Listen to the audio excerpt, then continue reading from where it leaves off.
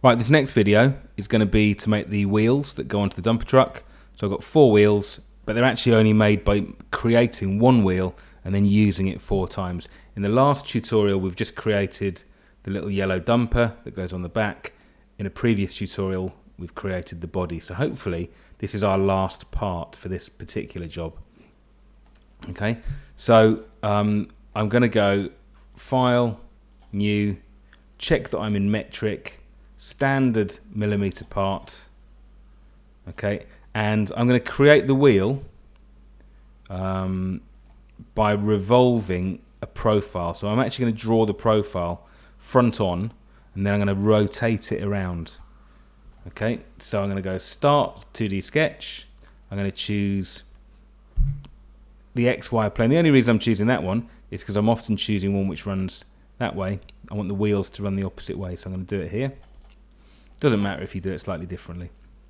Okay, now I'm going to use my line tool. I'm going to zoom in a bit and click out. Overall, I haven't looked at the dimensions. I'm going to give these wheels, I'm going to make them 3. Okay, so this measurement, I'm going to actually type the number 3 and press enter.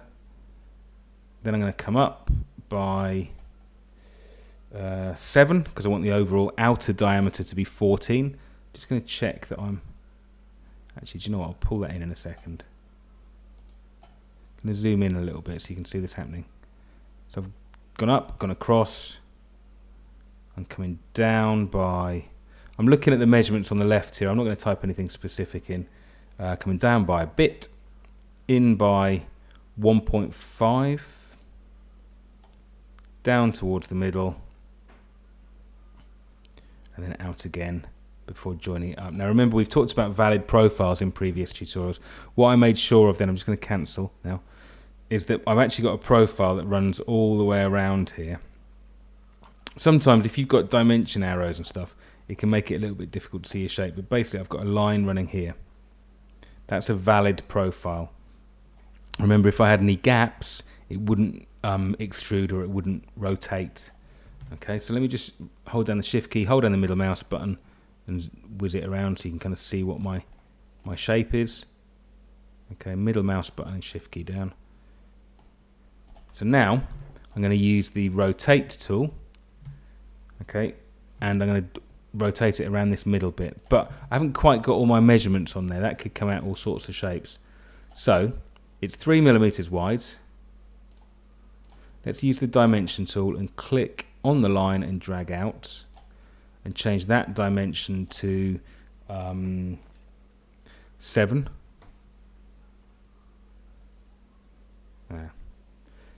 You can see it's actually brought the top line below this line. So I'm going to pick up this line and drag it down. Okay, so we've got 3, 7. Let's dimension these little sections here. So let's just, okay, so I'm going to give these a little bit of a width.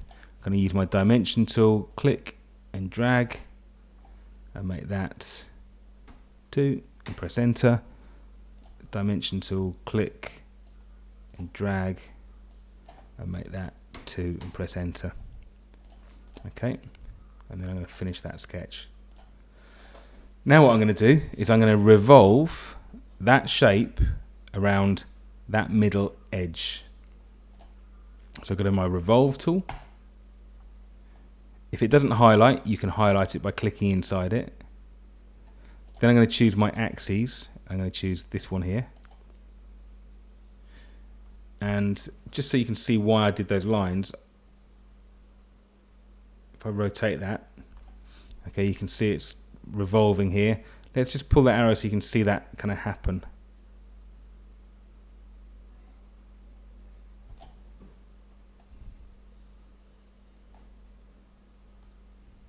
Okay, so I can either type in a number or I can drag it around. Obviously I want it to be a perfect circle, so I'm going for 360 degrees and press enter. Alright, there's my wheel. And it's a bit blocky at the moment, so I'm going to use the fillet command, which as we know gives us a round fillet.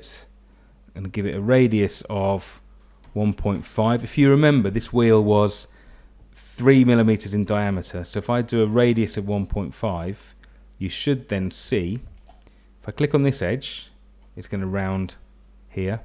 If I click on the other edge, it will round in the opposite direction.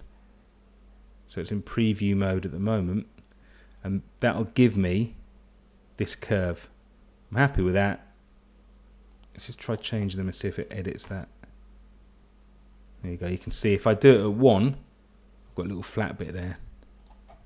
So I do want it at 1.5. And then I green tick it. Okay. So my wheel, which wasn't looking very round a minute ago, wasn't looking very wheel-like, I've just improved dramatically there. All right. And I'm going to just put a little radius, a little fillet on this edge here, because if it's a manufactured plastic part, or polymer, it's very rarely going to be as sharp as that. So I'm going to make that a 0.5, half a millimeter here, half a millimeter there, and half a millimeter there, and green tick. So we've got a much nicer looking little wheel. All right, I'm going to finally just put in an axis, which should be quite straightforward on this. The axis is going to make it easier to locate this object. All right, so I'm going to just put that axis on there. If I click, that axis is the same as if I clicked on here or clicked on there, because it's revolved around that point. Okay, so there's a round. Final thing to do before I save it is to change that material to high density polyethylene, again HDPE, and then I'm going to change the color of that part. And let's have a look.